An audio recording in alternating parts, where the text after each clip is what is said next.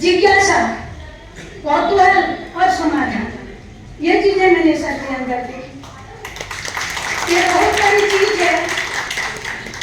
मैं यहाँ पे ट्यूमर के इलाज के लिए आई थी, लेकिन आते आते उन्हीं दिनों मुझे कोई और बीमारी हो गई।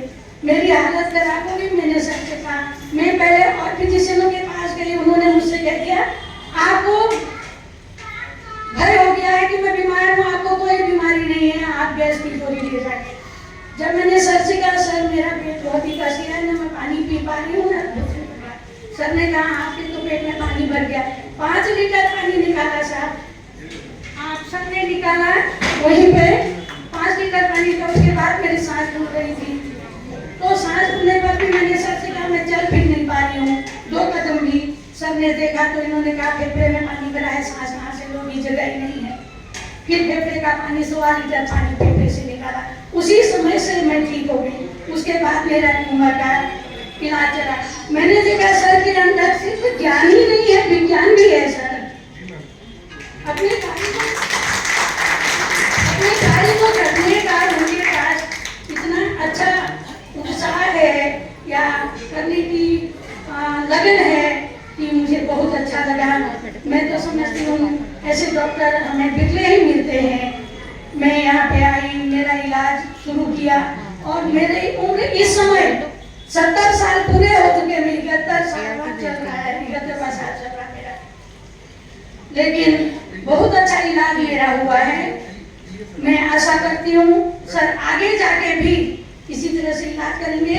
ये हमारा सौभाग्य है कि ये एम्स जैसे दिल्ली को छोड़ करके यहाँ आए।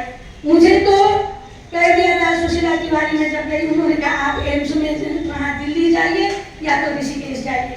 फिर मुझे नीलकंठ के एक लेडी डॉक्टर ने बताया, सर का नाम बताया। मैं सर जी के पास आई तो सर जी ने मेरा इलाज यहाँ पे कर दिया।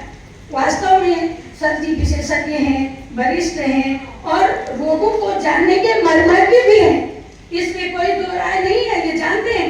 वही रोग नहीं दूसरा रोग भी होता तो उसका इलाज भी साथ साथ चल जाता है सर। इसलिए मैं इतनी परेशान थी कि मैं कैसे दिल्ली जाऊंगी, मैं बहुत अकेली हूँ, कौन साथ में आएगा, लोगों की छुट्टियाँ कैसे होंगी, कैसे मैं ऋषिकेश जाऊंगी।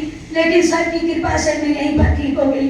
सर मैं तो समझती हूँ ये सम्मान हमने आपको देना चाहिए था, ये उल्टा होगा कि आप हमको दे देगा। हमको देना चाहिए था। मैं समझूंगी अगर कभी इस तरह का समारोह हो तो मैं जरूर आपको सम्मानित करूंगी। आज हमारी देह गर्भ में बंद है तभी सचित हो जाते हैं। क्या क्या आयु कितनी होगी, गर्भ हम क्या करेंगे और जन्म कब होगा, मृत्यु कब होगी और विवाह, ये उसी तरह की आहें बनती हैं।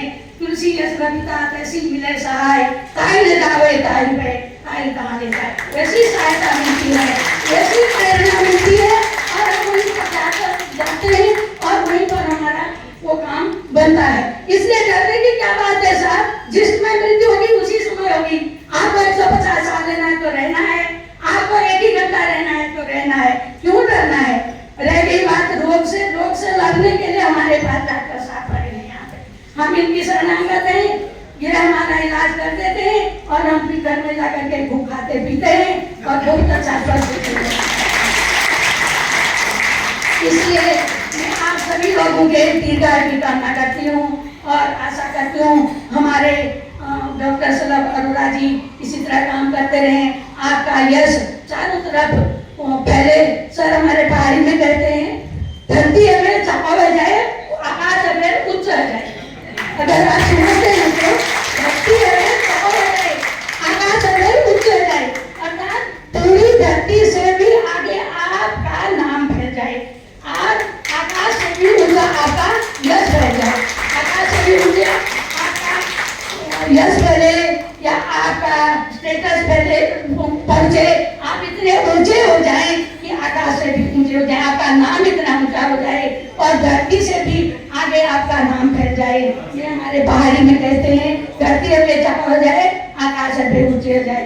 तो मैं भी आपको यही आशीर्वाद देती हूँ, आप भी आकाश से ऊंचे हो जाए और धरती से अधिक चौड़े हो जाए, आप दीर्घायु रहें और आप इसी तरह से प्रेम पूर्वक सबका इलाज करते रहे। हम लोगों को आपसे बहुत फायदा मिला है।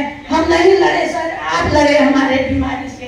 हम लड़ने वाले होते घर में लड़ रहे थे। कैसे कह सकते हैं कि हम बीमारी से लड़े? हम तो मायूस हो चुके थे। आपने लड़ करके हमें स्वस्थ किया और हमें खुशी खुशी घर भेजा। इसी के साथ में आप सभी को धन्यवाद देती हूँ।